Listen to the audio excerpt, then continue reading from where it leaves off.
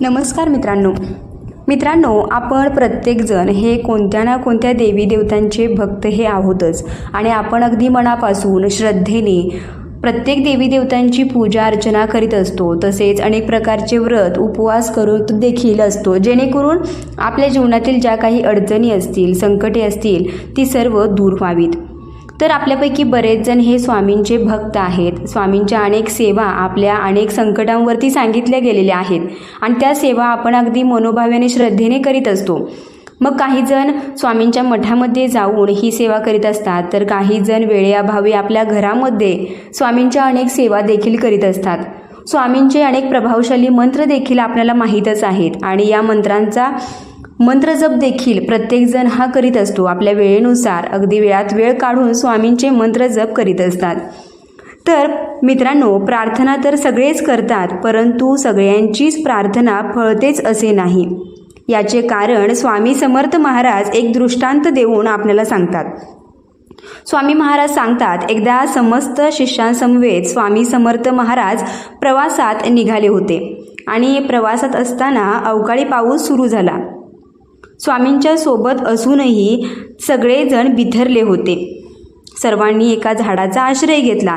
सगळेजण पाऊस थांबण्याची वाट पाहत होते, परंतु पावसाचा जोर हा वाढतच चाललेला होता, म्हणजेच पाऊस थांबण्याचे नावच घेत नव्हता आणि जर असेच चालत राहिले तर मात्र पूरसदृश्य परिस्थिती निर्माण होईल अशी भीती ही सगळ्यांनाच वाटत होती। आणि या भीतीने सगळे भक्त मग स्वामींना शरण गेले आणि तेव्हा स्वामी त्यांना म्हणाले, अरे अशी गयावया करण्यापेक्षा त्या पावसाला हात जोडून विनवणी करा, प्रार्थना करा। सर्वांनी मनापासून प्रार्थना केली तर तो तुमचं नक्की ऐकेल, कारण प्रार्थनेत एक अफाट प्रकारची शक्ती असते। मग यासाठी सर्वांनी मग एकमुखाने एक दिलाने प्रार्थना केली। सर्वांना स्वामींचे हे म्हणणे पटले होते आणि त्यामुळे त्यांनी सर्वांनीच एकमुखाने प्रार्थना केली आणि काय आश्चर्य, पाऊस कमी होत होत पूर्ण थांबला। तात्पर्य हेच आहे की स्वामी सांगतात, एखादी गोष्ट तळमळीने केली तर तिचे फळ निश्चित मिळते।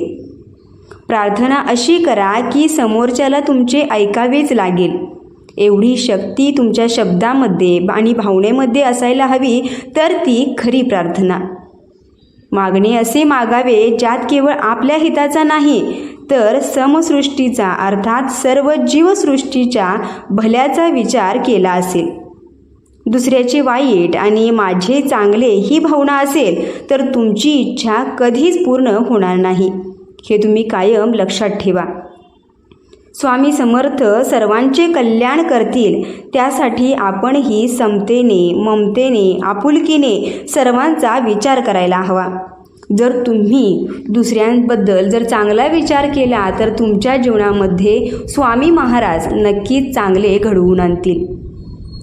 तर मित्रांनो, तुम्ही देखील कोणालाही इजा न पोचवता सगळ्यांच्या आनंदाचा विचार करून केला तर यामुळे स्वामी नक्कीच प्रसन्न होतील आणि तुमच्या जीवनात देखील आनंदच ते सामावून देतील।